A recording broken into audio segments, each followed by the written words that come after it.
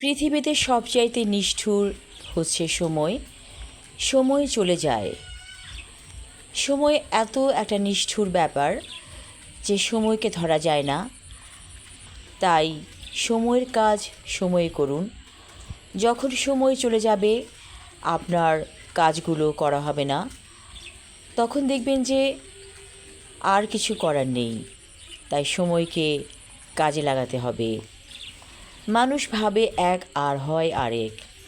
অনেক মানুষ আছে নানা রকম ফন্দি ফিকির প্ল্যান এগুলো করে থাকে, কিন্তু আমাদের জন্মের 50,000 বছর আগে আমাদের ভাগ্যলিপি লেখা হয়ে গিয়েছে।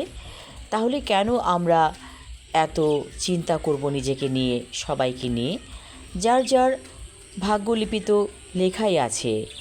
অতিরিক্ত অস্থিরতা, টেনশন এগুলো আমরা কেন মাথায় নেব? তাই টেনশনকে বাদ দিয়ে দিতে হবে।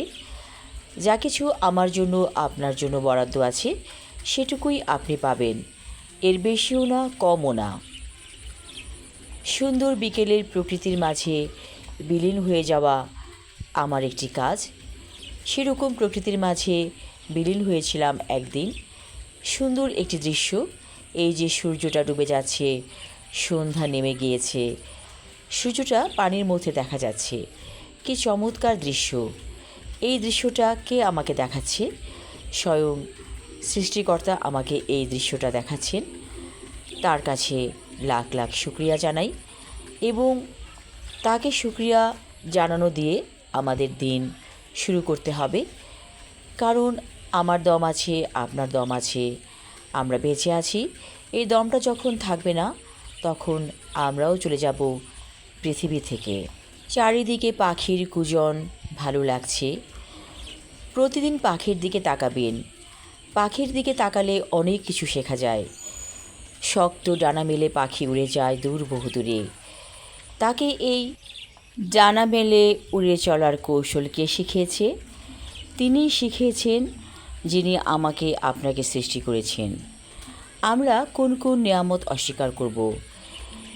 ভাবুন তো একবার, এই যে অক্সিজেনে ভরপুর আপনার চারপাশ, এই অক্সিজেন আপনাকে কে দিচ্ছে? আপনি কত কিছু পেয়েছেন তার কাছ থেকে, আর আমরা তাকে কি দিয়েছি? তিনি চাইছেন শুধু তার ইবাদত করি আমরা, তাকে আমরা মনে রাখি। এতটুকু কাজ কি আপনি করতে পারবেন না? অবশ্যই আপনি করতে পারবেন। প্রতিদিন ঘুম থেকে উঠে অন্তত 20 বার বলুন, শুকর আলহামদুলিল্লাহ, বেশ ভালো আছি।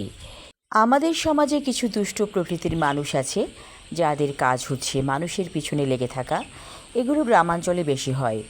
আর শহরের জীবনের মানুষের যে ব্যস্ততা, সেই ব্যস্ততার ভিড়ে তারা মানুষের পেছনে কখন লাগবে, কাজেরই তো শেষ নেই। কিন্তু যারা গ্রামে থাকে, কৃষিকাজ করে বা অন্যান্য কাজ, সেই কাজগুলো আর কতক্ষণ?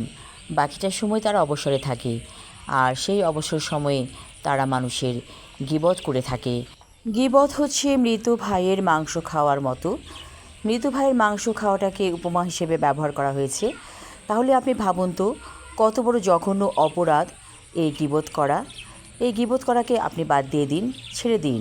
তাহলে দেখবেন আপনার উপর আল্লাহর রহমত বর্ষিত হচ্ছে।